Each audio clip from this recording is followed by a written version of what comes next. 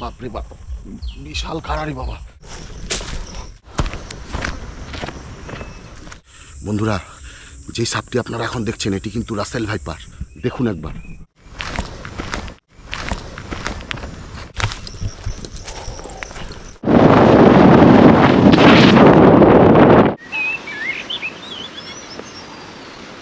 এখানে দিনে দুপুরে শিয়াল ঘুরে বেড়াচ্ছে চোখের সামনে দিয়ে, দিনে দুপুরে শিয়াল ঘুরে বেড়াচ্ছে। বহু বছর ধরে ভেঙে পড়ে রয়েছে, পুরো শুকিয়ে একেবারে কাঠ হয়ে রয়েছে। মানে আমার হয়তো ঘন্টার পর ঘন্টা হেঁটেই যাব, আমি আর বাইরের পথই খুঁজে পাবো না।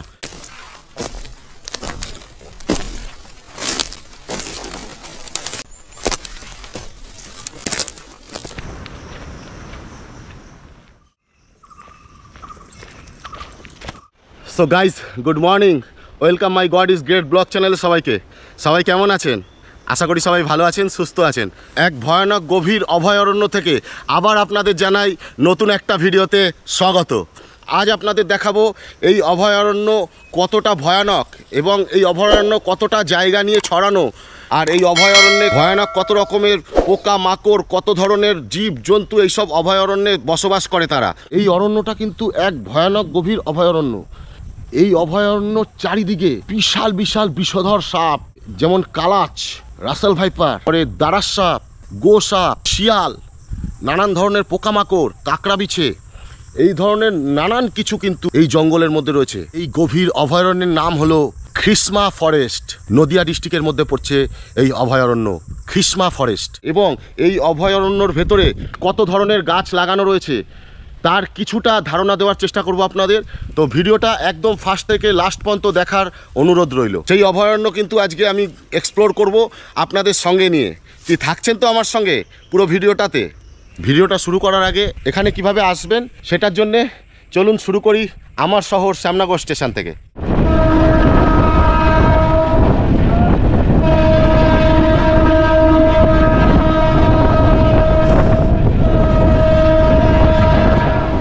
ঘড়িতে বাজে 11:41।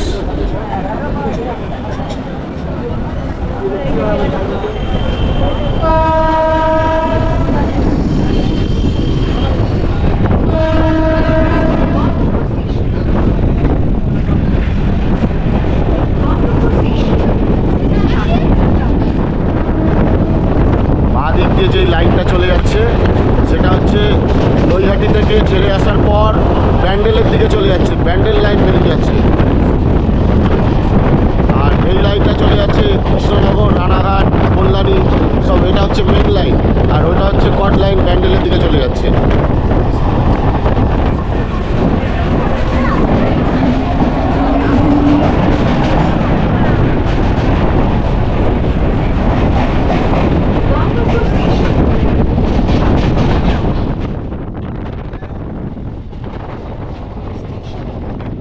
এই কালীনারায়ণপুর জংশন স্টেশন এখন আমরা ছেড়ে বেরোচ্ছি। এর পরের স্টেশনেই কিন্তু আমরা নামবো। আর এই কালীনারায়ণপুর থেকেই কিন্তু শান্তিপুরের লাইন আলাদা হয়ে যাচ্ছে। এক সাইডে শান্তিপুর চলে যাচ্ছে বাঁ দিক দিয়ে, আর এই দিকটা চলে যাচ্ছে কৃষ্ণনগরের দিকে।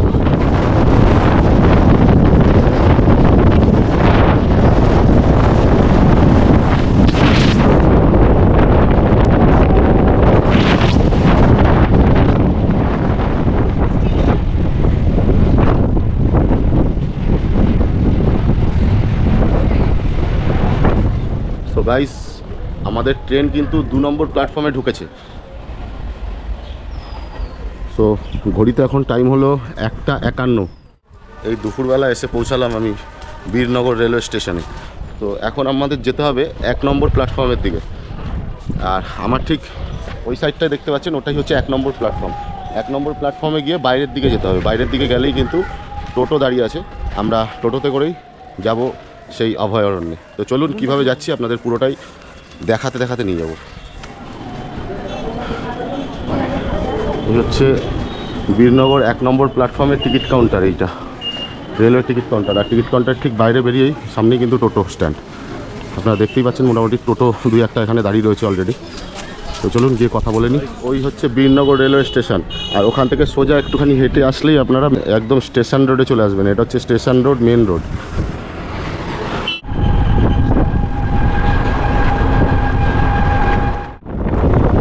রেলওয়ে স্টেশনের 1 নম্বর প্ল্যাটফর্মের বাইরে বাংলাদেশ বর্ডার যে রোড আছে, স্টেশন রোডটা, ঠিক আছে? ওই স্টেশন রোড থেকে যেই রোড দিয়ে এখন আমরা যাচ্ছি টোটোতে করে, এটা হচ্ছে বাংলাদেশ বর্ডার রোড। তো আপনাদের কিন্তু এই রোড দিয়েই অভয়ারণ্য যেতে হবে। আর টোটো ভাড়া কিন্তু মাত্র 20 টাকা করে মাথা পিছু পড়ে। আর একা থাকলে অবশ্যই সেটা 60 টাকা ভাড়া পড়বে, ঠিক আছে? তো যাই হোক, আমার জন্য 50 টাকা নিল। তো আপনারাও আসলে আশা করি যদি একা থাকেন তাহলে 50 টাকার মধ্যেই হয়ে যাবে। স্টেশন থেকে একদম অভয়ারণ্য অবধি 5.5 কিলোমিটারের প্রায় রাস্তা আছে। ওই সময় লাগবে মাত্র 15 মিনিট থেকে 20 মিনিটের মধ্যে। আর রাস্তা দুর্দান্ত রাস্তা, 2 সাইড দিয়ে সবুজ আর সবুজ, বিশাল বিশাল গাছপালা। আপনারা দেখুন, একটু বুঝতে পারবেন।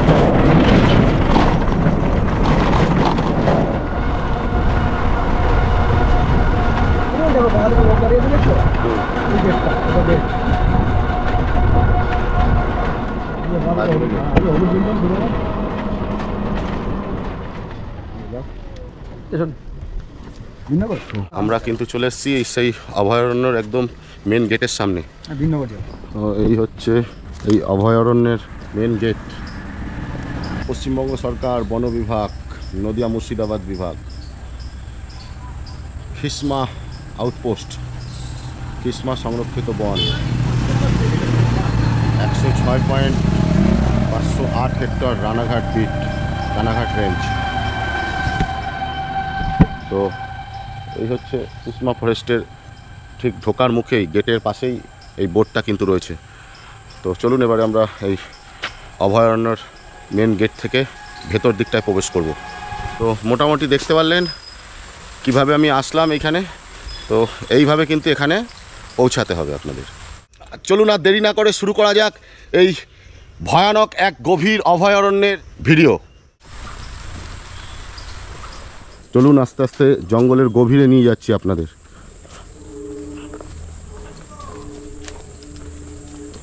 খুব বিশাল ভয়ানক জঙ্গল, প্রত্যেকটা ফরেস্টই কিন্তু খুব ভয়ানক। প্রকৃতি কখন কি রূপ দেখাবে এটা কিন্তু মানে বলা খুব মুশকিল। আর চারিদিকে দেখছেন পুরো সবুজ আর সবুজ, বিশাল অভয়ারণ্য কিন্তু।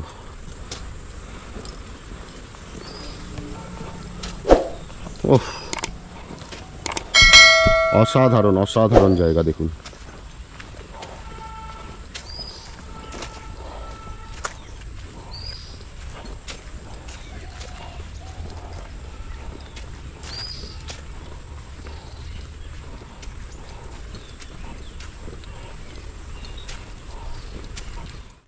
এই অরণ্য কিন্তু একটা রিজার্ভ ফরেস্ট, কিন্তু আপনারা প্রথমেই দেখেছেন যে বোর্ড লাগানো রয়েছে, সেখানে কিন্তু সবই বিস্তারিত লেখা ছিল। তো একটি রিজার্ভ ফরেস্ট। এই ফরেস্ট আজকে আপনাদের পুরো ঘুরিয়ে দেখাবো, পুরো ফরেস্টটার বেশিরভাগটাই আজকে এক্সপ্লোর করব। তো জানি না, অনেকটাই বেলা হয়ে গেছে, আকাশে পুরো মেঘ, যখন তখন বৃষ্টি নামতে পারে। তো এই অবস্থায় যতটা পারবো চেষ্টা করব আপনাদের দেখানোর। তবে খুব বেশি অন্ধকার হয়ে গেলে তার আগেই কিন্তু ফরেস্ট থেকে বাইরের দিকে বেরিয়ে যেতে হবে, কেননা 4টের মধ্যে মোটামুটি ফরেস্ট থেকে বেরিয়ে যাওয়ার উপদেশ দিয়েছে। এই ফরেস্টের দেখাশোনার দায়িত্বে যিনি আছেন তিনি মোটামুটি বলে দিলেন যে মোটামুটি 4টে 4:30-এর মধ্যে ফরেস্ট থেকে বেরিয়ে গেলে ভালো হয়, কেননা যত অন্ধকার নামে তত কিন্তু যে কোনো অভয়ারণ্যই কিন্তু একটু রিস্কি ব্যাপার থেকেই যায়। এই জন্যে দিনের আলো থাকতে থাকতে মোটামুটি আমাদের বেরিয়ে যেতে হবে এই ফরেস্ট থেকে। তো ততক্ষণ আপনাদের ঘুরিয়ে এই ফরেস্টটা দেখাবো। তো চলুন আরও গভীরে ঢুকি। আর আরেকটা কথা আপনাদের যেটা বলবো, এই ফরেস্ট দেখাশোনার দায়িত্বে যিনি রয়েছেন, তো সেই ভদ্রলোকের সঙ্গে আমি কথা বললাম। অন ক্যামেরায় উনি আসতে চাননি, ওনার থেকে কিছু এই ফরেস্ট সম্বন্ধে জানলাম, কেননা অন ক্যামেরায় উনি আসতে চাননি। উনি আমাকে যেটুখানি বললো সেটুখানি আপনাদের আমি জানাচ্ছি। আপনারা ফরেস্টে ঢুকছেন, ফরেস্টে যান, খুব ভালো, খুব সাবধানে ঢুকবেন, কেননা এই জাস্ট রিসেন্টলি প্রচুর পরিমাণে সাপ কিন্তু এই ফরেস্টে ছাড়া হয়েছে। এখানে প্রচুর পরিমাণে সাপ কিন্তু রয়েছে, বিশেষ করে গোখরো সাপ, রাসেল ভাইপার, এই ধরনের সাপ কিন্তু প্রচুর এই জঙ্গলে ছাড়া হয়েছে রিসেন্ট। বিশাল বড় বড় খুব বিষধর সাপ কিন্তু এই জঙ্গলে রয়েছে, এই ফরেস্টে। তো চলুন, এত বড় গভীর অরণ্যে আমি কিন্তু পুরো একা আপনাদের সাথে, আপনাদের সঙ্গে নিয়ে আজকে এই পুরো ফরেস্ট অ্যাডভেঞ্চার করব, পুরো ফরেস্ট এক্সপ্লোর করব। তো চলুন এই ফরেস্টটা ঘুরিয়ে আপনাদের দেখাই।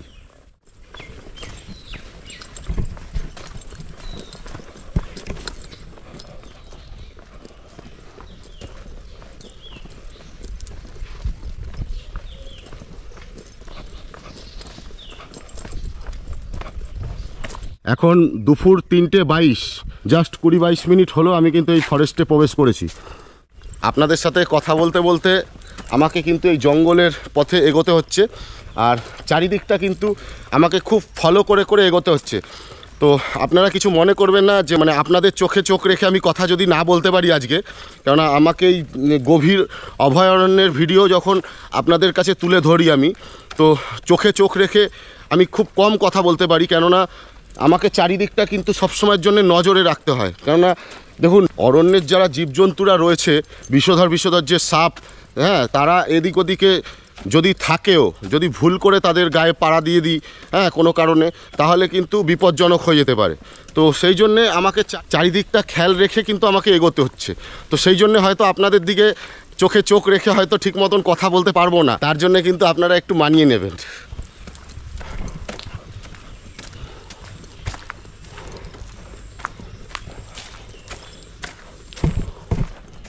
অরণ্যের ভেতরে প্রায় 400 মিটারের মতন আপনি হেঁটে প্রবেশ করার পর এরকম একটা 3 মাথার মোড় পড়বে। এই একটা 3 মাথার মোড় জঙ্গলের মধ্যেই, ঠিক আছে।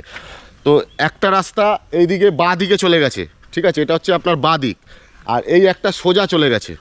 তো আমরা সোজাও যাব এবং চেষ্টা করব বাঁ দিকেও যাওয়ার। দুটোই রাস্তায় কোন দিকে কি কি আছে, এই অভয়ারণ্যের এক একটা সাইড দিয়ে এই অরণ্যকে কীরকম লাগছে এক একটা সাইড দিয়ে। তো চলুন, মোটামুটি দেরি না করে আরও গভীরে ঢোকা যাক। এদিক দিয়ে বিশাল পথ চলে গেছে, সরু।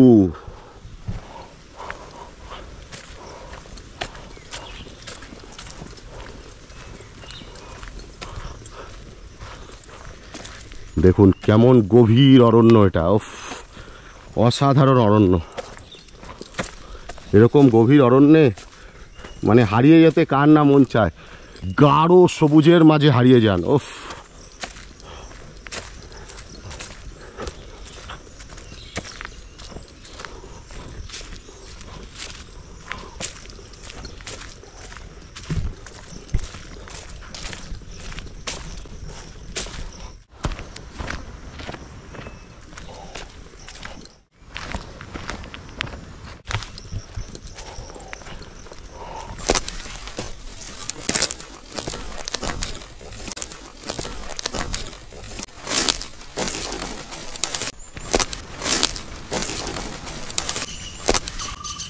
হাঁটতে হাঁটতে জঙ্গলের অনেকটা গভীরে এসেছি। এই জায়গা থেকে চারিদিকটা কীরকম লাগছে এটা একটু আপনারা ফিল করুন, আমি দেখাচ্ছি।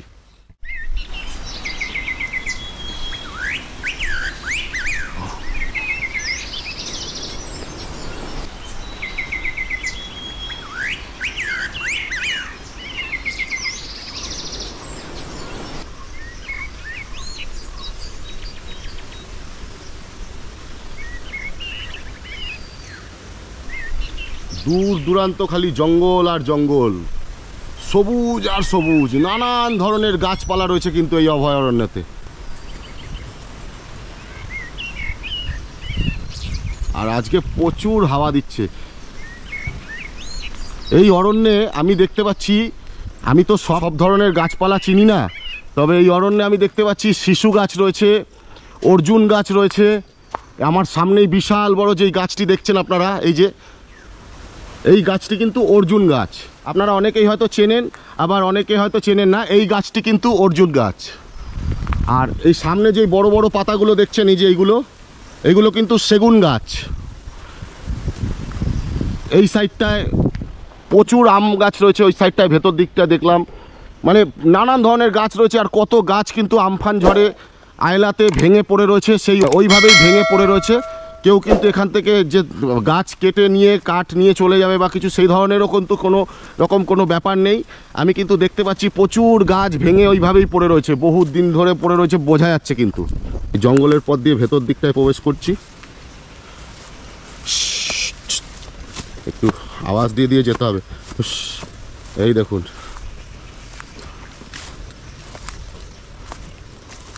এই দেখুন গাছ কিভাবে ভেঙে পড়ে রয়েছে।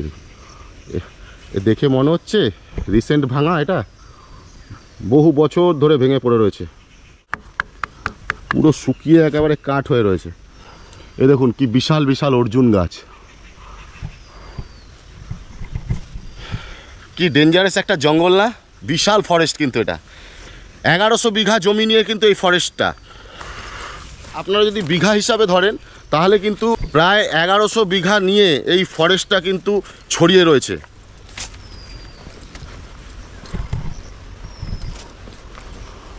বৃষ্টি নেমে গেছে অলরেডি, এই বৃষ্টির মধ্যেই আমি আস্তে আস্তে এগিয়ে চলেছি।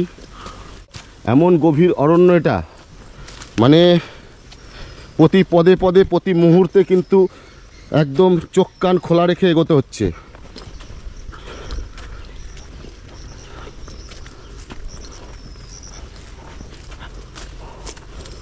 বিশেষ করে এই সব ফরেস্টে কিছু কিছু জিনিসের কিন্তু ভয়, বিশেষ করে সাপের ভয়টা খুব বেশি, কেননা এই ফরেস্টে প্রচুর সাপ রিসেন্ট ছাড়া হয়েছে। এই সাপ, শিয়াল, বেজি, এই ধরনের যে প্রাণীরা রয়েছে এরা তো এই ধরনের গভীর জঙ্গলই পছন্দ করে, নিরিবিলিটাই কিন্তু তারা পছন্দ করে। আর জঙ্গলের মাঝখান থেকে এই সরু পথ দিয়ে কিন্তু আমি আস্তে আস্তে গভীরে এগিয়ে যাচ্ছি। আরও জানি না কোন দিকে গিয়ে কি দেখতে পারবো, তো চলুন যতটা পারছি আপনাদের ঘুরিয়ে ঘুরিয়ে দেখানোর চেষ্টা করছি।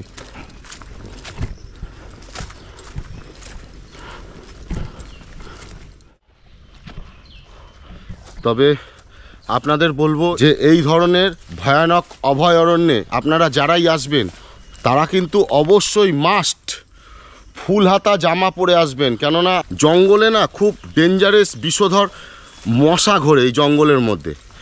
যে কোনো অভয়ারণ্যেই দেখছি এই জিনিসটা রয়েছে। দেখুন কীরকম অভয়ারণ্যের মাঝখান থেকে আমি এখন আস্তে আস্তে আপনাদের এক্সপ্লোর করে দেখাচ্ছি পুরো অরণ্যটাকে।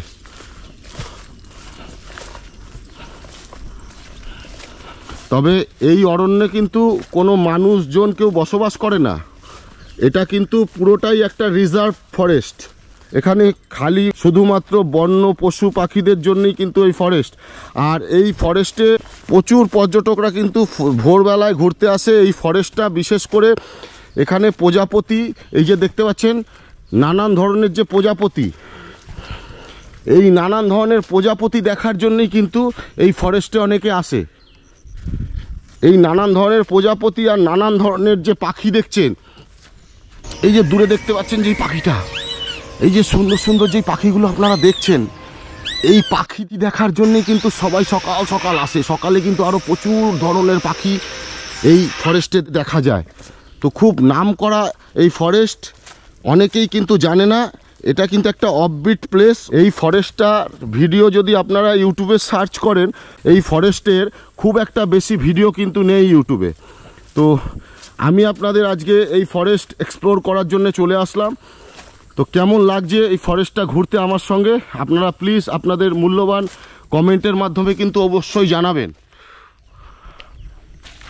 আর জঙ্গলের রাস্তা, এই যে আপনাদের সাথে কথা বলতে বলতে আমি যদি কোনো কারণে রাস্তা ভুল করি, যে আমি কোন রাস্তা দিয়ে ঢুকেছিলাম, তাহলে কিন্তু আমি বুঝতে পারবো না যে আমি কোন দিকে ঢুকে যাব। মানে আমার হয়তো ঘন্টার পর ঘন্টা হেঁটেই যাব, আমি আর বাইরের পথই খুঁজে পাবো না, এরকম কিন্তু একটা ব্যাপার। তাই আমাকে কিন্তু প্রত্যেকটা রাস্তা কোন পথ দিয়ে আমি ঢুকছি চারিদিকটা কিন্তু ভালো করে দেখে আমাকে এগোতে হচ্ছে। কিসের একটা আওয়াজ শুনতে পারলাম, আর নানান ধরনের পাখির আওয়াজ তো শুনতেই পাচ্ছেন আপনারা কম বেশি। প্রচুর পাখি কিন্তু এই ফরেস্টে রয়েছে, আমি আপনাদের কয়েকটা কিন্তু অলরেডি দেখিয়ে দিয়েছি। তো এই ধরনের প্রচুর কিন্তু পাখি এই ফরেস্টে রয়েছে। আর সাপের কথা তো কোনো বলাই নেই, প্রচুর কিন্তু এখানে সাপ রয়েছে, বিশেষ করে রাসেল ভাইপার প্রচুর রয়েছে এই জঙ্গলে। কদিন আগেই ছাড়া হয়েছে, আপনাদের বললাম প্রচুর সাপ কিন্তু এই জঙ্গলে ছাড়া হয়েছে। এই ফরেস্টের যিনি দেখাশোনার জন্য যিনি রয়েছেন সেই ভদ্রলোক কিন্তু বললেন যে সাবধানে ঢুকবে ফরেস্টটায়। চারিদিকে কিন্তু প্রচুর সাপ ঘোরাফেরা করছে, সাবধানে নিচের দিকে তাকিয়ে চলাফেরা করবে, কোনো অসুবিধা নেই। এগিয়ে যাচ্ছি আস্তে আস্তে সামনের দিকে। আমরা কিন্তু অনেকটা গভীরে ঢুকে এসেছি। এই একটা সামনে সাপ দেখা যাচ্ছে, আস্তে আস্তে যেতে হবে, নাহলে ঢুকে যাবে। চলুন, ওদের ক্ষতি না করলে ওরা কিন্তু কারুর ক্ষতি করে না। দেখছেন কিরকম আস্তে আস্তে নিজের সেফটির জায়গায় ঢুকে যাচ্ছে। যেই সাপটি আপনারা এখন দেখছেন এটি কিন্তু রাসেল ভাইপার। এটি হচ্ছে রাসেল ভাইপার, বাংলায় যাকে আমরা বলি চন্দ্রবোড়া সাপ। ওকে কোনো ডিস্টার্ব না করে আমরা সামনের দিকে এগিয়ে যাই। যাই হোক, ভাগ্যক্রমে একটি তো অন্তত চোখে পড়ল। এত বড় গভীর অরণ্যে কোথায় কোথায় ওরা রয়েছে। এই গভীর অরণ্যে কিছু সাপ চোখে পড়াটা কিন্তু খুবই একটা অবাক ব্যাপার না। যখন তখনই কিন্তু আপনারা আসলে এই রকম নানান ধরনের বিষধর সাপ কিন্তু আপনাদেরও চোখে পড়তে পারে, আপনাদেরও সামনাসামনি পড়তে পারে, কিন্তু আপনারা সেটাকে ট্যাকেল করবেন। আপনারা কাছে যাবেন না, দূরেই দাঁড়িয়ে যাবেন। ও ঠিক ওর নিজের স্বাভাবিক পরিবেশে আস্তে আস্তে চলে যাবে, গভীর জঙ্গলের ভেতর দিকটায় ঢুকে যাবে। ও কিন্তু আপনার দিকে তেড়ে আসতে যাবে না। সুতরাং আপনারা একদম কোনো রকম ভয় পাওয়ার কিছু নেই। এমনি এই অরণ্য কিন্তু খুবই ভালো। আর গাঢ় সবুজের মাঝে যদি হারিয়ে যেতে চান একটা দিনের জন্যে, তাহলে আমি বলবো এই ফরেস্টে চলে আসুন। অসাধারণ একটি ফরেস্ট, খুব সামনে, কলকাতার একদম কাছাকাছি। কলকাতা থেকে এইখানে আসতে খুব জোর হলে 1.5 থেকে 2 ঘন্টা সময় লাগে। 2 ঘন্টার মধ্যে কিন্তু আপনি এই ফরেস্টে পৌঁছে যাবেন একদম কলকাতা থেকে। এই দেখুন কোন ঢালে নামতে হচ্ছে। আর আজকে কিন্তু আমি গামবুট পরে এসেছি, গামবুট। কেননা এই ধরনের গভীর ভয়ানক অভয়ারণ্যে প্রবেশ করতে গেলে এই ধরনের গামবুট কিন্তু অবশ্যই দরকার। আপনারা যারা আসবেন চেষ্টা করবেন এই ধরনের গামবুট বা এই ধরনের উঁচু কোনো জুতো পরে আসার এই ধরনের জঙ্গলে। কেননা এই ধরনের জঙ্গলে নানান ধরনের যে বিষধর সাপ রয়েছে, যদি ভুল করেও তাদের কাছাকাছি বা সামনে দিয়ে আপনারা যান, তাহলে কিন্তু সহজেই কিন্তু আপনাকে অ্যাটাক করলে আপনার পায়েই কিন্তু সবার আগে অ্যাটাক করবে। তো এই ধরনের জুতো পরে থাকলে আপনার কিন্তু অতটা রিস্ক থাকবে না, রিস্কটা কিন্তু অনেক কম থাকবে। এইসব অভয়ারণ্যে যদি আপনাদের আসতে হয়, এক্সপ্লোর করতে, ঘুরতে আসতে হয় বা দেখতে আসতে হয়, তাহলে কিন্তু সাবধানে এই ধরনের প্রোটেকশান নিয়ে আসবেন। আজকে আমি হাফাতা গেঞ্জি পরেই এসেছি আবার এই অভয়ারণ্যে, কিন্তু আমি আজকে পুরো প্রোটেকশান নিয়ে এসেছি। মসকিটোর যে লিকুইডটা রয়েছে সেই লিকুইড সেন্ট কিন্তু আমি গায়ের মধ্যে লাগিয়ে এসেছি আজকে। এই জন্যে মশাটা কিন্তু অনেক কম আমার গায়ে আজকে লাগছে, মশা কিন্তু আমার গায়ে সহজে বসছে না। তো আপনারাও চেষ্টা করবেন যদি কেউ হাফ হাতা পরে আসেন, সেই মসকিটো ইউজের জিনিসটা কিন্তু অবশ্যই গায়ে লাগিয়ে আসবেন। এটা কিন্তু পুরো আমবাগান, এদিকটা বিশাল বড় জায়গা নিয়ে পুরো আমবাগান। এই দেখুন বিশাল আমবাগান এই দিকটা। আর এই দিকটা হচ্ছে চাষাবাদ হচ্ছে, খেতি হচ্ছে। ওদিকটা দেখতে পাচ্ছি ফুল গাছ রয়েছে, চলুন দেখাচ্ছি আপনাদের। এবং আমের বাগানের এই এরিয়াটার মধ্যে কিন্তু প্রচুর পিকনিক হয়, পিকনিক স্পট কিন্তু এটা একটা, ঠিক আছে। প্রচুর পিকনিক হয় এখানে, কিন্তু প্রচুর প্লাস্টিক, এই ধরনের বিয়ারের বোতল প্রচুর কিন্তু এখানে পড়ে রয়েছে। এখানে রয়েছে, এই যে এখানে রয়েছে, পড়ে রয়েছে, ওইখানে রয়েছে। মানে পিকনিক স্পট যেহেতু, এই ধরনের কিন্তু প্রচুর জিনিসপত্র পড়ে রয়েছে, যেইগুলো কিন্তু এই অরণ্যটাকে আস্তে আস্তে কিন্তু নষ্ট করছে। তো আপনারা এইটা একটু খেয়াল রাখবেন। আমার মনে হয় যারা এই অরণ্যের দায়িত্বে রয়েছে তাদের এই দিকটা একটু খেয়াল রাখা উচিত, যে পিকনিক স্পট যাদেরই দিচ্ছে তাদের থেকে পর্যাপ্ত পরিমাণে এমন কিছু একটা ধার্য করা উচিত, যাতে পিকনিক পার্টি চলে যাওয়ার পর নোংরা আবর্জনা যারা করে যাচ্ছে সেইগুলো যাতে পরিষ্কার করার মতন একটা কর্মরত কাউকে রাখা হয়, যে সেইগুলো পরিষ্কার পরিচ্ছন্ন করে রাখবে এবং এই অভয়ারণ্যটাকে পরিষ্কার পরিচ্ছন্ন রাখার চেষ্টা করবে। এই কেননা জঙ্গল কিন্তু আমাদের বাঁচাতে হবে। জঙ্গল যদি না বাঁচানো যায় তাহলে কিন্তু আমরা ধীরে ধীরে আস্তে আস্তে আরও শেষ হয়ে যাব। এই অরণ্যই কিন্তু আমাদের বাঁচিয়ে রেখেছে, এটা কিন্তু আমাদের ভুলে গেলে চলবে না। সুতরাং এই অরণ্যকে বাঁচানো কিন্তু আপনার আমার সবার দায়িত্ব। সুতরাং এই অরণ্য যারা এইভাবে নোংরা করে যাচ্ছে, আমি তাদের কাছে রিকোয়েস্ট করব, অরণ্যটাকে তোমরা নোংরা করো না, পরিষ্কার রাখার চেষ্টা করো যারাই আসছো আগামী দিন। আর একটা কথা আমি বলতে চাই, জানি না আমার কথা কজন আপনারা মানবেন, তো আপনারা কমেন্টের মাধ্যমে অবশ্যই জানাবেন। আমি যদি কোনো ভুল বলে থাকি তাহলে আপনারা বলে দেবেন যে ভুল না ঠিক বলছি। তো আমার মনে হয় এখানে পিকনিক স্পট যখন ভাড়া দেওয়া হচ্ছে, রেন্ট দেওয়া হচ্ছে, তখন এখানে কোনো একটা ডাস্টবিনের ব্যবস্থা করা উচিত। এই জঙ্গল কর্তৃপক্ষ বা এই অরণ্য কর্তৃপক্ষর একটা ডাস্টবিনের বা একটা দুটো তিনটে ডাস্টবিনের ব্যবস্থা করা উচিত। তাহলে কি হয়, এই অরণ্যটা কিন্তু পুরো পরিষ্কার পরিচ্ছন্ন থাকে। আর এই অরণ্য পরিষ্কার পরিচ্ছন্ন থাকলে কিন্তু আমরাও বাঁচবো, না হলে কিন্তু আমরা আস্তে আস্তে শেষ হয়ে যাব। এখানে চাষবাস চলছে, এই হচ্ছে এখানে ক্ষেত, এই যে কিসের চাষ হয়েছে দাদা এগুলো কিসের চাষ? এগুলো কি গাছ? ও রজনীগন্ধা ফুল, বাহ। এ কতদিনে হবে এটা তাও? পথ চলতে চলতে আমরা কিন্তু চলে এসেছি একদম ক্ষেতের সামনে। এখানে কিন্তু চাষাবাদ হচ্ছে, এই ফরেস্টেরই একটা সাইডে চাষাবাদ হয়। তো এই হচ্ছে সেই জায়গাটা, চাষাবাদ করার সেই জায়গা, জমি। অনেকেই দেখতে পাচ্ছি এখন বিকালবেলায় প্রায় 4:30 বাজছে, এখন কিন্তু অনেকেই চাষাবাদ করছে। আর এনারা প্রায় সন্ধ্যা যতক্ষণ না নামছে, দিনের আলো যতক্ষণ থাকবে ততক্ষণ কিন্তু এনারা এই চাষাবাদের কাজ চালিয়ে যাবে। তারপর কিন্তু এখান থেকে আস্তে আস্তে এনারা রওনা দেবেন।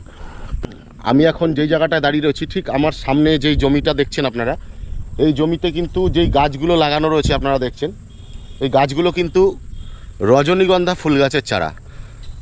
অলরেডি 2-1টাতে রজনীগন্ধা ফুল ফুটেও রয়েছে। আমি আপনাদের এই জমির ভেতরে ঢুকে আপনাদের কাছে গিয়ে দেখাচ্ছি, একদম গাছের, শুধু গাছ না পাড়ালেই হলো। এই রজনীগন্ধার ক্ষেতে ঢুকে আপনাদের দেখাচ্ছি সামনে থেকে একদম। দেখুন চারা অবস্থায় গাছগুলো কীরকম লাগছে। এই হচ্ছে রজনীগন্ধা গাছ।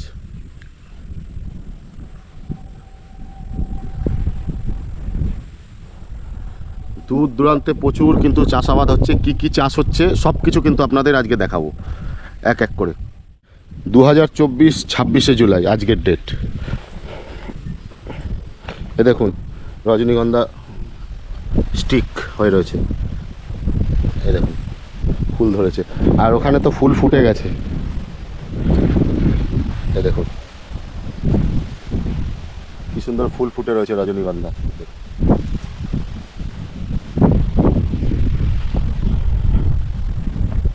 চলুন সামনের দিকে গিয়ে দেখি কি কি গাছ ওখানে লাগানো রয়েছে।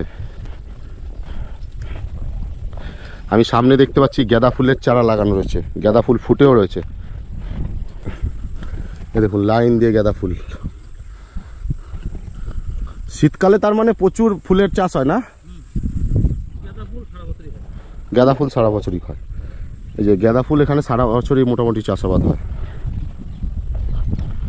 এই দেখুন আমি আল দিয়ে দিয়ে আপনাদের ঢুকে দেখাই, কি সুন্দর দেখুন গাঁদা ফুল হয়ে রয়েছে, লাইন দিয়ে গাঁদা ফুল হয়ে রয়েছে। কি অপূর্ব সুন্দর লাগছে না? চলুন একটু ভেতর দিকে যাই, ওখানে প্রচুর ফুল ফুটে রয়েছে সুন্দর সুন্দর। এটা কি কাকরোল না শশা গাছ না? ও এই দেখুন শশা গাছ, শশা চাষ হয়েছে। শশা তো হয়েও রয়েছে, এই তো শশা ধরেছে, ছোট ছোট ছোট্ট একটা শশা হয়েছে। ওই তো ভেতরে শশা হয়ে রয়েছে, পেকে গেছে। এই হচ্ছে শশার বাগান, এটা শশা ক্ষেত। এই জায়গাটা নিয়ে পুরোটা শশা।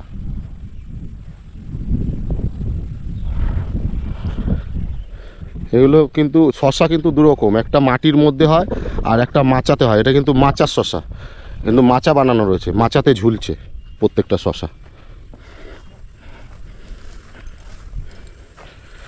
ও এখানেও কিন্তু গাঁদা ফুলের চাষ, প্রচুর গাঁদা ফুল হয়ে রয়েছে দেখুন।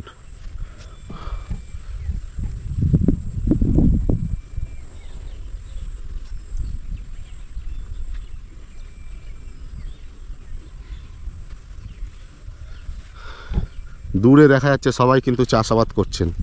চলুন ওনাদের সামনেও যাই। এদিকেও কিন্তু গাঁদা ফুলের গাছ, বেশিরভাগই কিন্তু এখানে গাঁদা ফুলের চাষ। আর ওই দিকটায় ওই জমিটায় খালি রজনীগন্ধা ফুল, আর বেশিরভাগটা পুরো গাঁদা ফুল। দূর দূরান্তে পুরোটাই মনে হচ্ছে গাঁদা ফুলের চাষ হয়েছে। তো চলুন সামনে গিয়ে দেখি আর কি কি গাছ আছে। এই দেখুন কত গাঁদা ফুলের চাষ। হ্যাঁ এদিকেও গাঁদা ফুল হয়েছে, সব গাঁদা ফুলের চাষ পুরোটাই। এই দিকটা খুব যত্ন সহকারে কিন্তু এই ফুলের গাছগুলো এনারা রোপণ করেছেন, তবেই কিন্তু এত সুন্দর সুন্দর ফুল হয়। নানান পুজোতে কিন্তু সারা বছর আমরা ফুল পাচ্ছি। এনারা এত যত্ন সহকারে এই গাছগুলো রোপণ করে, তবে কিন্তু সারা বছর ফুল দেয়। দেখুন গাঁদা ফুল হয়ে রয়েছে কত সুন্দর। হ্যাঁ দেখুন লাইন দিয়ে কি সুন্দর গাঁদা ফুলের গাছ, খুব সুন্দর চাষ করেছেন গাঁদা ফুলের। আরও প্রচুর অনেক জায়গা আছে গাঁদা ফুলের চাষ হয়। তো আমি আজকে যেহেতু এই অভয়ারণ্যতে এসেছি, সেই জন্যে এই অরণ্যের মাঝেও চাষাবাদ হচ্ছে। আর এত সুন্দর গাঁদা ফুলের চাষ হচ্ছে, সেটা আপনাদের না দেখিয়ে পারলাম না। কাকা, আপনার কি এখানেই বাড়ি? একটু ভেতরে। এই জমিগুলো কি আপনাদের নিজস্ব জমি সব? ও, 4 ভাইয়ের অল্প অল্প করে। আচ্ছা আচ্ছা। এখন কি সবে এই চারাগুলো বসাচ্ছেন? মাটি দিয়ে মাঝখানটা ফাঁকা ফাঁকা রাখবেন আর কি, তাই তো? এখান দিয়ে যাতে ঢুকে যাওয়া আসা করার জন্য সুন্দর বেশ। আর গোড়ায় জল যাতে না জমতে পারে এই জন্য উঁচু উঁচু করে ঢাল করা দেয়। আচ্ছা আচ্ছা আচ্ছা আচ্ছা আচ্ছা। ও, অনেক সিস্টেম আছে, খুব নিয়ম, মানে অনেক যত্ন সহকারে। যত্ন, সার ওষুধ খুব দিতে হয়। বাহ বাহ, যত খাটনি হয় ততটা সেই হিসাবে মনে হয় দাম পান না। সেই হিসাবে দাম পাওয়া যায় না, মানে এই রোদ্দুরের মধ্যে সারাদিন কাজ কষ্ট করে সত্যি। আর ওই সাইডটা তো পুরোটাই অভয়ারণ্য, পুরো বিশাল জঙ্গল না? তো আমি ঘুরতে ঘুরতে আপনাদের গাঁদা ফুলের বাগানে নিয়ে আসলাম। এখানে কিন্তু প্রচুর পরিমাণে গাঁদা ফুলের চাষ হচ্ছে, আপনারা দেখতে পাচ্ছেন। আর এখানে এই কাকার জমি এটা, এনারা 2-3 ভাই, তো তাদের সবারই অল্প অল্প করে এখানে জমি রয়েছে, সেই জমিতেই এনারা চাষাবাদ করেন। তো এই অভয়ারণ্য সম্বন্ধে এই কাকা কিন্তু অনেক কিছু জানে, কেননা এই কাকা যেহেতু এইখানে জমিতে চাষ করে এই অরণ্যের মধ্যেই, তো এনার থেকে ভালো কিন্তু অনেকেই বলতে পারবে না। তো এই কাকার থেকে এই অরণ্য সম্বন্ধে কিছু জেনে নিই, আর সেটা আপনাদেরও জানাই। তো কাকা, আপনার নাম? প্রবীর হালদার। প্রবীর হালদার। আচ্ছা কাকা, আপনার এখানে কাছাকাছি বাড়ি? পাশেই বাড়ি। আর এই জমি পুরো আপনারই? আচ্ছা আচ্ছা। আপনারা এই যে অরণ্যতে যে কাজ করেন, আপনাদের কোনো ভয় বা কিসের ভয় আছে? এখানে কোনো রিস্ক নেই? সাপের ভয় আছে, শুয়োরের ভয় আছে, শিয়াল থাকে দিনে, মানে সবসময় শিয়াল ঘুরে বেড়ায়। দিনে দুপুরে শিয়াল ঘুরে বেড়াচ্ছে? বড় বড় শিয়াল, বিশাল বড় বড় শিয়াল। মানে কি ক্ষতি করে শিয়ালগুলো? শিয়াল ওই গাছপালা ভেঙে দেয়। তাই? এই গাছপালা ঢেলে দেয়। তারপর এখানে দেখছি ওই যে শশার ক্ষেত দেখছি, শশা ফশা শিয়াল কি খায়? হ্যাঁ, শশা খায় শিয়ালে। ও, শশা নিয়ে চলে যায়? ভেঙে দেয়, কামড়ি কামড়ি খেয়ে। ওরে বাবা। শিয়াল আর একটু পরে মোটামুটি চারিপাশে ঘুরে বেড়াবে না? একটু অন্ধকার হতে না হতেই ঘুরে বেড়ায়? তা আমি যদি মোটামুটি একটু অন্ধকার অবধি মানে আপনাদের সঙ্গে থাকি, আমার চোখে পড়তে পারে? হ্যাঁ হ্যাঁ, একটু পরে বেরোবে। ওরে বাবা, পরে বেরোবে। সে বড় বড় শিয়াল সব। ওরে বাপ রে। আর এখানে সাপ টাপ সব আছে। এখানে কি কি সাপ আছে বিষধর এখানে আপনাদের চোখে? সাপ আছে, কালার আছে, চন্দ্রমা আছে। হ্যাঁ, কালার সাপ আছে। কালার সাপ রয়েছে? তো মারাত্মক সাপ, তো জম দেবতা বলা হয় কালার সাপকে, কামড়ালে সে আর বাঁচে না। কালার আছে, জাত সাপ আছে, গোকরো সাপ। ওরে বাবা, আমার এই জমি থেকেই গোকরো সাপ মারা হয়েছে, বড় গোকরো সাপ। তাই? হ্যাঁ। ওরে বাবা, এই আলটার থেকে। বাবা। আর আলের মধ্যে ছিল, আর এই কোদাল দিয়ে কাজ করতে গিয়ে পুরো মাথা কেটে গেছে। মাথা কেটে গেছে? হয়তো বসান দিত। অনেকে এখানে এরকম সাপে কামড়ে মারা পড়ে সাপ। তাই? হ্যাঁ, পিরাই মারা পড়ে। আর এমনি চন্দ্রবোড়া সাপও আছে? হ্যাঁ, চন্দ্রবোড়া সাপও আছে, বড় বড় সাপ। তাই? বাবা, মারাত্মক জঙ্গল তার মানে এটা। কদিন আগেই বলে সাপ ছেড়েছে বললো আমাকে, এই যে যিনি গার্ডে রয়েছেন। গ্রামে যদি সাপ থাকে, সেই সাপ ফোন করলে গার্ড বাবুরা নিয়ে আসে, ধরে বাগানে ছাড়ে। ওই পুরো বাগানে সাপ, প্রচুর সাপ। মানে এখানে খুব সাবধানে চলাফেরা করতে হয় আমাদের যারা আসবো না। আর শুয়োরও আছে, শুয়োর, বড় বড় শুয়োর, বিরাট বড় বড় শুয়োর আছে। বাবা, অ্যাটাক করে মানুষের উপর? মানুষের অ্যাটাক করে, আমাদের জমি চষে ফেল দেয়, তো মুখে ধার চষে ফেল দেয় জমি। বাবা, বেকায়দা ক্ষতি। মানে আপনাদের মানে এই খাটনিটাই বৃথা হয়ে যায়। একদম চষে ফেলে। বাবা, বিরাট ব্যাপার। কত কষ্ট করে আপনারা এই এক এক একটু একটু করে এই গাঁদা ফুলের চাষ করছেন, ফুলগুলোকে ফোটান, আর সেইগুলো এইভাবে ক্ষতি করে দেয়। খুব কষ্ট আপনাদের, অসুবিধা সত্যি, বিরাট খরচ। যাক কাকা, আপনার সঙ্গে কথা বলে খুব ভালো লাগলো। আমি অনেক দূর থেকে এসেছি আজকে আপনাদের এই জায়গার এই সুন্দর একটা ভয়ানক জঙ্গলটাকে দেখতে এসেছি এবং ভিডিও বানাতে এসেছি, অনেককে দেখাতে এসেছি যারা এখনো পর্যন্ত এইসব জঙ্গলের সম্বন্ধে জানে না, দেখেনি, তাদেরকে জানানোর চেষ্টা করছি। আমি যতটা জানতে পারবো ততটা তাদেরকেও জানানোর চেষ্টা করছি। আর আপনার মাধ্যমে অনেক কিছু এই জঙ্গল সম্বন্ধে জানতেও পারলাম এবং অনেককে আমি জানাতেও পারলাম। আমার যারা দর্শকবৃন্দরা রয়েছে তারাও জানতে পারলো। তো কাকাকে অশেষ ধন্যবাদ এই অভয়ারণ্য সম্বন্ধে কিছু গুরুত্বপূর্ণ তথ্যগুলো দেওয়ার জন্যে, কেননা এই তথ্যগুলো কিন্তু আমাদের জানা খুবই দরকার। কেননা আমরা আগামী দিন যারা এখানে আসতে চলেছি বা আসব, তাদের জন্যে কিন্তু খুবই গুরুত্বপূর্ণ তথ্য এগুলো। খুব সাবধানে কিন্তু এই অভয়ারণ্যে আসতে হবে এবং চলাফেরা করতে হবে আমাদের, কেননা চারিদিকে কিন্তু সাপ, বুনো শুয়োর, শিয়াল, এইগুলোর কিন্তু প্রচুর ভয় এখানে। তো ঠিক আছে কাকা, আপনি কাজ বাজ করুন, অনেক ডিস্টার্ব করলাম আপনাকে। আমি ওদিকটা এবারে যাই একটু। তো শুনলেন মোটামুটি কাকার কথা। তো এবারে চলুন আপনাদের ওই দিকটা এবারে ঘুরাই। ও, আপনারও গাঁদা ফুল চাষ? আচ্ছা আচ্ছা, এখানে প্রায় সবাই গাঁদা ফুলের চাষ না বেশি কাকা? ও বাহ, সুন্দর।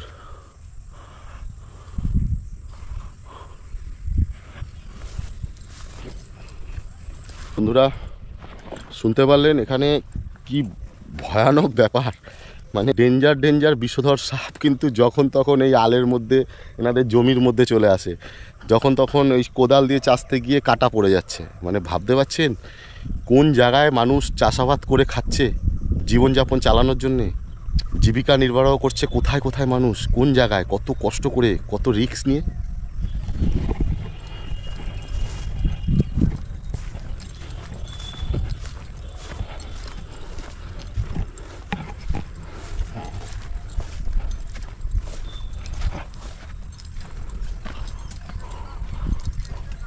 এই এখানে একটা চাপাকল বসানো, স্যালো মেশিন টাইপের স্যালো মেশিন বসানো রয়েছে এই জমিতে জল দেওয়ার জন্যে। প্রত্যেকটা জমিতেই এটা থাকেই এই জিনিস। কেমন আছেন কাকারা? ভালো আছে। এই গাছগুলোতে ফুল কতদিনে আসবে তাও? এটা 3 মাস ফুল ধরন চলে আসে, আর ওই আর 2 মাস 2.5 মাসের থেকে মোটামুটি হালকা পাতলা হয়। ও আচ্ছা আচ্ছা, 2-3 মাসের মধ্যে হালকা পাতলা হবে এবং তারপর থেকে 2 মাস 2.5 মাসের মধ্যে হালকা পাতলা হবে, তারপরে ঘন ঘন হবে মাস ফুল। 3 মধ্যে পুরোটা মানে খুব ভালো ফুল ধারণ করবে। এই গাছ কতদিন চলবে? এই গাছ মানে ফুল দেবে কতদিন তাও? ভালো ট্রিটমেন্ট করে রাখতে পারলে মোটামুটি 2-3 মাস তোলা যায়। 2-3 মাস তোলা যায় না? বাহ, প্রচুর খরচ তো বলেন এগুলো এখন। এই ওষুধপত্রের অনেক খরচ বেড়ে গেছে। খরচ করতে হয়। দেখুন কত যত্ন সহকারে কি যেন ছিঁড়ে ছিঁড়ে করতে হচ্ছে। কি ছিঁড়তে হচ্ছে এটা? গাছটা ফুলেরই কড়ি, ছোট কড়ি, গাছ ছোট তো সেই জন্য এই কড়িগুলো ছিঁড়ে দেওয়া হচ্ছে। আচ্ছা আচ্ছা, এই নাইলে গাছটা বড় হবে না। ও মানে একদম ছোট ছোট যেই কড়িগুলো একদম ছোট এসছে ছোট ফুলের, কড়িগুলো সেই কড়িগুলোকে ছিঁড়ে বাদ দিয়ে ফেলে দিতে হচ্ছে। ফেলে দেওয়া হচ্ছে, নাহলে গাছটা বড় ও হবে না। গাছটা বাড়বে না এবং ফুলের হ্যাঁ, সাইজটাও ছোট বড় গাছ- হবে না। না, ছোট গাছে ফুল ধরলে কদিনে গাছটা নষ্ট হয়ে যায়। ও, অনেক রকম ব্যাপার আছে। আচ্ছা, এগুলো কি আপনাদের কোনো পড়াশোনা করতে হয়েছে এগুলো সম্বন্ধে জানতে গেলে, নাকি আপনাদের না, পূর্বপুরুষরা করে এসছে? দেখা দেখি চাষ করা হয়, আর দেখা গেল হয়তো কোথাও দেখে আসলাম, দেখে শিখে শিখে ওইভাবেই করছেন, মানে কোথাও মাঠে আরেকজন চাষ করছে তার দেখে তাদের দেখেই শিখে নিয়েছে। শিখে এইভাবে চাষ করা হচ্ছে। আচ্ছা আচ্ছা, বাহ, কত নিয়ম আছে। মানে আমরা যারা যারা যেই কাজটা নিয়ে আর কি থাকে তারা সেইটা সম্বন্ধে সব জানে। হ্যাঁ। এটা হচ্ছে ব্যাপার। এইটা আমি প্রথম জানলাম, আমিও জানতাম না এই জিনিসটা। আপনারা কেউ জানতেন কিনা অবশ্যই কমেন্টের মাধ্যমে জানাবেন এই ব্যাপারটা। আমি কিন্তু এই প্রথম জানলাম এই জিনিসটা। দেখুন, যারা যেই জিনিসটা নিয়ে থাকে তারা তো সেই জিনিসটা নিয়েই বুঝবে ভালো। তো এই যে সুন্দর সুন্দর যে গাঁদা ফুল আমরা যে পাই বাজারে, এত সুন্দর সুন্দর, এইগুলোকে বড় করতে গেলে যে কতটা কষ্ট, কতটা খাটনি করতে হয়, সেটা কিন্তু এনারা আপনাদের মানে জলজান্ত উদাহরণ এনাদের দেখেই তো বুঝতে পারছেন। মানে ছোট ছোট যে কড়ি হয়েছে, এত গাছ, এখানে কম গাছ নাকি, প্রচুর গাছ। মানে এইটুখানি একটা জমিতে কত গাছ হবে তাও কাকা? 3000, এই 10 কাঠা জমিতে 1000 কি গাছ আছে। 10 কাঠা, এই 10 কাঠা জমি আছে এখানে কাছাকাছির মধ্যে যা দেখছেন। 10 কাঠা জমিতে প্রায় 3000 গাছ রয়েছে। এই 3000 গাছে একটু একটু করে করে বসে বসে এরকম এগিয়ে গিয়ে প্রত্যেকটা থেকে দেখে দেখে ছোট ছোট কুড়ি ভেঙে ফেলে দেওয়া, ছিঁড়ে ছিঁড়ে ফেলে দেওয়া। মানে কতটা ধৈর্যের ব্যাপার আর কতটা খাটনির ব্যাপার ভাবতে পারছেন তো। তারপরে কিন্তু সেই গাছটা সুন্দরভাবে আরও বাড়বে এবং ফুল আরও বড় বড় ফুল হবে। তো এইগুলো না করলে কিন্তু গাছটা বেশি বাড়বেও না এবং ফুলও ভালো দেবে না। তো এইগুলো কিন্তু মাস্ট, এগুলো হচ্ছে মাস্ট, করতেই হবে। তো এইটা হচ্ছে নিয়ম। আমরা কিন্তু এই অনেকেই জানি না এইসব নিয়ম, যে গাঁদা ফুল চাষ করতে গেলে এইভাবে করে। যারা চাষবাস করেন, যারা এইসব ফুল টুল গাছ লাগান, তারা কিন্তু জানে। আমি কিন্তু অন্তত জানি না। আপনারা যদি কেউ জানেন অবশ্যই কমেন্টের মাধ্যমে জানাতে পারেন। এই দেখুন কি সুন্দর ফুল ধরে নিয়েছে। ওহ, বাহ, আর ওদিকে আমের চারা, আম গাছের চারা, নানান ধরনের আম গাছের চারা ওদিকটায় হয়েছে লাগানো। এখান দিয়ে কিন্তু আম গাছ নানান জায়গায় বাইরে বাইরে চলে যাচ্ছে। এই অভয়ারণ্যে প্রচুর ধরনের গাছ আছে, নিম গাছ রয়েছে, শিশু গাছ রয়েছে, সেগুন গাছ দেখতে পাচ্ছি, বাঁশ গাছ দেখছি, আম গাছ, তারপরে লম্বু গাছ, নানান ধরনের গাছ কিন্তু এই অভয়ারণ্যতে রয়েছে। যারা কাকুরা এখানে চাষবাস করছেন তাদের মুখ থেকে তো শুনতেই পারলেন, মানে এই শিয়াল কিন্তু দিনে দুপুরে এখানে এদের সামনে দিয়েই ঘুরে বেড়াচ্ছে। শিয়ালগুলো এনাদের সাথে একটা অভ্যস্ত হয়ে গেছে, রোজই দেখে যে এই মানুষগুলো এখানে চাষাবাদ কিছু না কিছু কাজকর্ম করছে, হ্যাঁ, আর ওরাও সামনে দিয়ে ঘুরে ঘুরে বেড়ায় দিনে দুপুরে। বিকেল 5টা বাজতে পারেনি আর এই রজনীগন্ধার এই জমির মধ্যে কত শিয়াল চলে এসছে দেখুন একবার। আমি জুম করে দেখাচ্ছি, আমি একদম কাছে গেলেই পালিয়ে যাবে। দেখুন একবার, যতটা পারলাম দূর থেকে আপনাদের দেখানোর চেষ্টা করলাম, কেননা শিয়াল জানেন প্রচুর চালাক, কোনো রকম বুঝতে পারলেই ওরা দৌড় মারবে।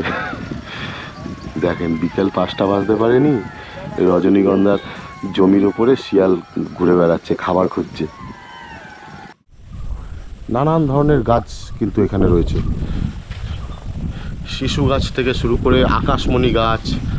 আকাশমণি গাছ আপনারা চেনেন অনেকে, আপনারা আকাশমণি গাছ হয়তো অনেকেই চেনেন। আমি আকাশমণি গাছের নাম শুনেছি, দেখেছিও, কিন্তু বুঝতে পারছি না এত গাছের মধ্যে যে কোনটা আকাশমণি গাছ। ঠিক আছে, তো এখানে আকাশমণি গাছ রয়েছে, নিম গাছ রয়েছে তো বললামই, আর সেগুন টেগুন প্রচুর রয়েছে। মানে ফরেস্টের মধ্যে যে ধরনের গাছ থাকে মোটামুটি সেই ধরনের প্রচুর গাছের প্রজাতি কিন্তু এই অভয়ারণ্যতে রয়েছে। তো বিকেল এখন বাজে প্রায় 5:30, এইবারে কিন্তু বেরোতে হবে। ফরেস্টটা না খোলামেলা পুরো, মানে যে যেরকম টাইমে ঢুকছে বেরোচ্ছে কোনো ব্যাপার না, ঠিক আছে, টাইমিংয়েরও কোনো ব্যাপার নেই। আমি দেখলাম এখানে চাষাবাদ যারা করছে তারা 6টা 6:30 অবধি থাকবেন। তো তারা বললেন যে আমরা আছি, দিনের আলো থাকতে থাকতে অসুবিধা নেই, যে ওনারা এই পাশেই যে চাষাবাদ করছে দেখতেই পাচ্ছেন, হ্যাঁ, তো ওনারা বললো কোনো অসুবিধা নেই, সামনেই রোড আছে, বেশি দূর না, মেন রোডটা বেশি দূর না এখান থেকে, বললো কাছাকাছি আছে, আমরা রয়েছি, চিন্তা নেই, যদি থাকতে চাও কিছুক্ষণ থাকো, থাকলে মোটামুটি তুমি এক্ষুনি শিয়াল দেখতে পারবে। তো সেই জন্যে কিন্তু আমি থেকে গেলাম একটু বেশিক্ষণ, আপনাদের এই একদম চোখের সামনে আমি নিজে আজকে শিয়াল দেখতে চাইছিলাম আর কি, যে না শিয়াল তো সচরাচর আমাদের ওখানে শহর অঞ্চলে দেখা যায় না, তো এইখানে যখন ফরেস্টে এসেছি অন্তত সামনাসামনি যদি শিয়ালটা দেখতে পারতাম তাহলে খুব ভালো হতো আর কি। তো সেই আশাটাও পূরণ হয়ে গেল আর কি। তো এতক্ষণ এই জন্যেই থাকলাম, আমার থাকাটা সার্থক হলো আর কি এই বেলা অবধি। দেখছেন এটি এমন একটি ভয়ানক গভীর অরণ্য, এখানে দিনে দুপুরে শিয়াল ঘুরে বেড়াচ্ছে চোখের সামনে দিয়ে, দেখছেন, দেখুন দিনে দুপুরে শিয়াল ঘুরে বেড়াচ্ছে, কতটা গভীর অরণ্য ভাবতে পারছেন? হ্যাঁ, দেখতে পাচ্ছেন দিনে দুপুরে শিয়াল ঘুরে বেড়াচ্ছে। এই সব জায়গাগুলো তো ওদেরই জন্যে।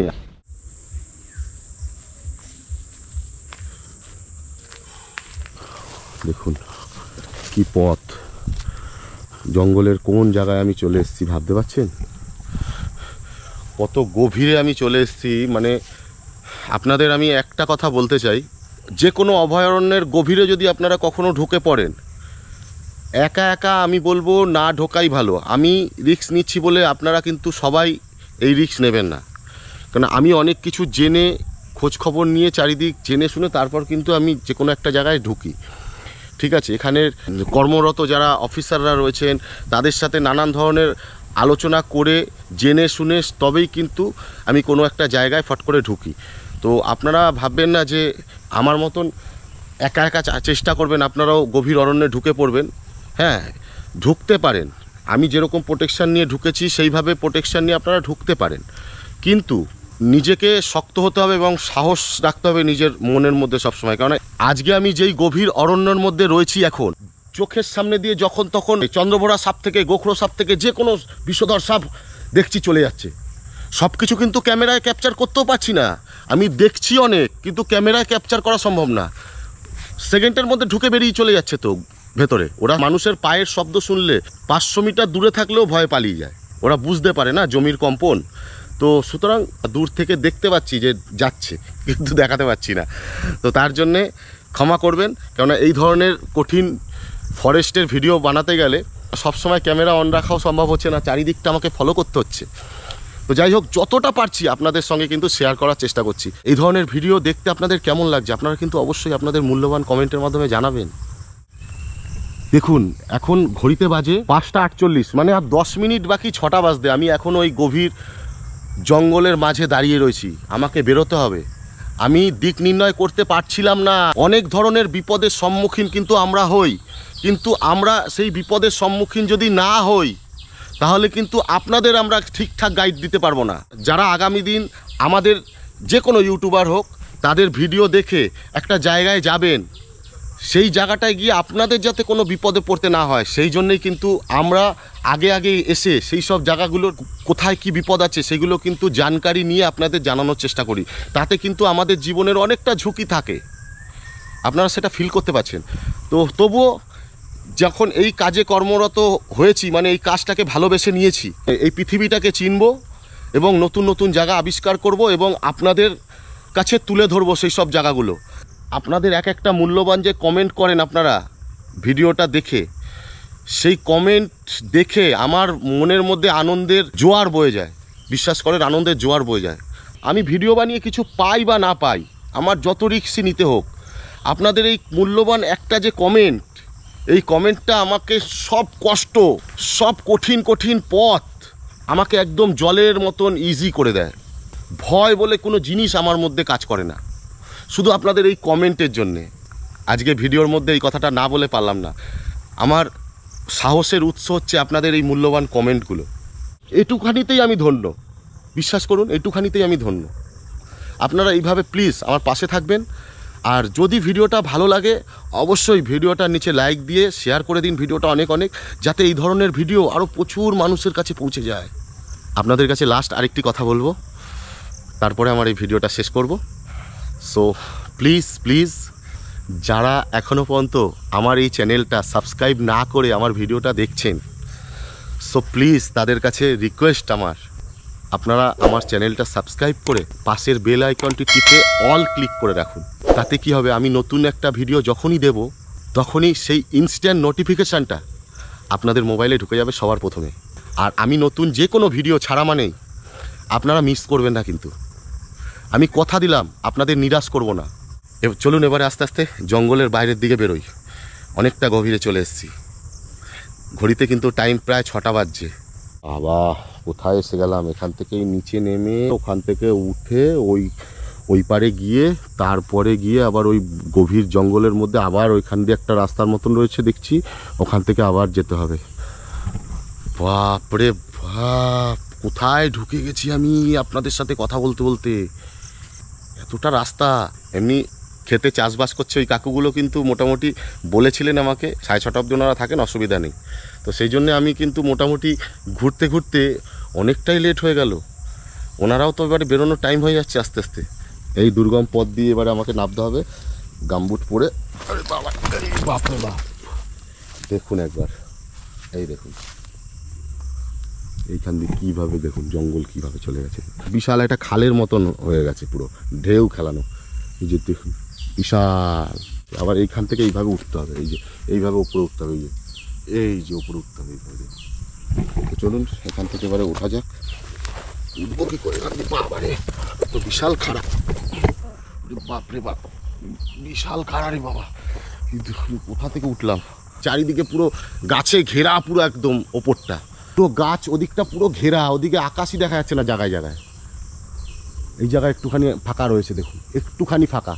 দেখুন ঘড়িতে এখন 6টা 5, এখনও কিন্তু আমি এই অভয়ারণ্যের ডিপে দাঁড়িয়ে রয়েছি। এই দেখুন গাছ ভেঙে পড়ে রয়েছে, এই দেখুন বিশাল বিশাল গাছ ভেঙে পড়ে রয়েছে। এই গভীর জঙ্গলের ভেতরে ছিলাম, ওখান থেকে একটা সরু পথ দেখতে দেখতে আমি কিন্তু একদম মেন পথে চলে আসলাম। এটা হচ্ছে জঙ্গলের মেন রোড, মানে এখান থেকে সোজা দূরে আপনারা দেখতে পাচ্ছেন কিনা জানি না, একদম ফাঁকা দিয়ে রোড দেখা যাচ্ছে, মেন রোড এখান থেকে। এটা হচ্ছে মেন একদম জঙ্গলের যে মেন রোডটা, সেই রোডে কিন্তু আমি উঠলাম সবে। আমি একদম ভেতর থেকে হেঁটে হেঁটে হেঁটে হেঁটে এখানে এসে উঠলাম, শর্টকাটে হয়ে গেল, নাহলে ঘুরে আসতে গেলে আমি অন্য রাস্তায় চলে যেতাম, এরকম একটা ব্যাপার। তো যাই হোক, এবারে আস্তে আস্তে বেরিয়ে যাই।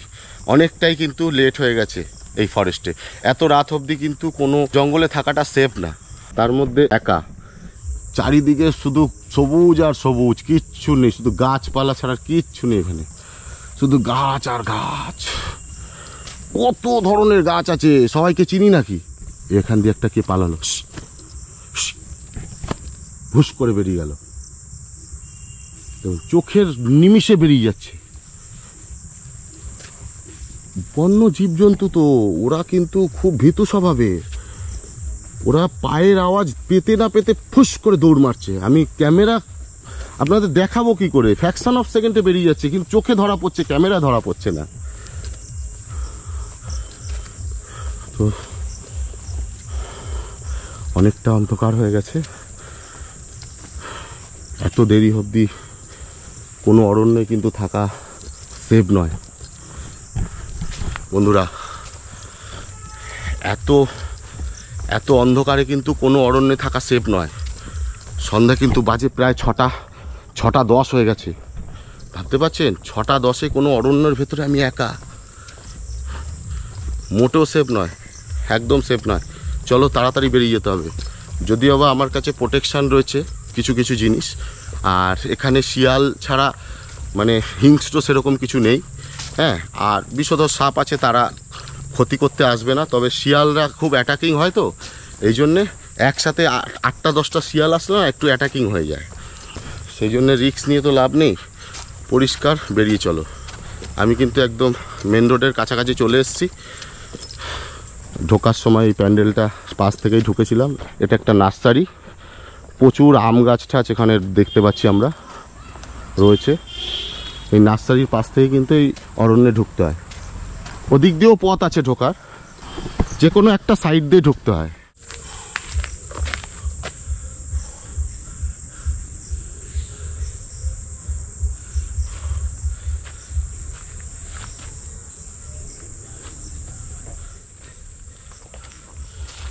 তো বন্ধুরা, এই ভয়ানক একটা অভয়ারণ্যর ভিডিও আপনাদের কেমন লাগছে প্লিজ আপনারা আপনাদের মূল্যবান কমেন্ট করে জানাতে কিন্তু ভুলবেন না। সো বন্ধুরা, ভিডিওটা পুরো দেখার জন্যে অশেষ ধন্যবাদ আপনাদের কাছে। তো কীরকম লাগলো এই ফরেস্টের ভিডিওটা? যদি ভালো লাগে অবশ্যই কমেন্টের মাধ্যমে জানাবেন। আর এই ধরনের আরও সুন্দর সুন্দর ভিডিও দেখার জন্যে আমার চ্যানেলটা এখনও পর্যন্ত যারা সাবস্ক্রাইব করে রাখেননি, সো প্লিজ আমার চ্যানেলটা সাবস্ক্রাইব করে পাশে থাকুন। আর পাশের বেল আইকনটা টিপে অল প্রেস করে রাখলে তাহলে তো কোনো কথাই নেই। যখনই আমি নতুন কোনো ভিডিও ছাড়বো সাথে সাথে ইনস্ট্যান্ট নোটিফিকেশান কিন্তু আপনার মোবাইলে সবার আগে ঢুকে যাবে। তো আজকের মতন এই ভিডিওটা আমি এখানেই শেষ করছি। খুব তাড়াতাড়ি দেখা হচ্ছে নতুন আরও এই ধরনের সুন্দর সুন্দর ভিডিও নিয়ে। ততক্ষণ সবাই ভালো থাকবেন, সুস্থ থাকবেন। জয় হিন্দ।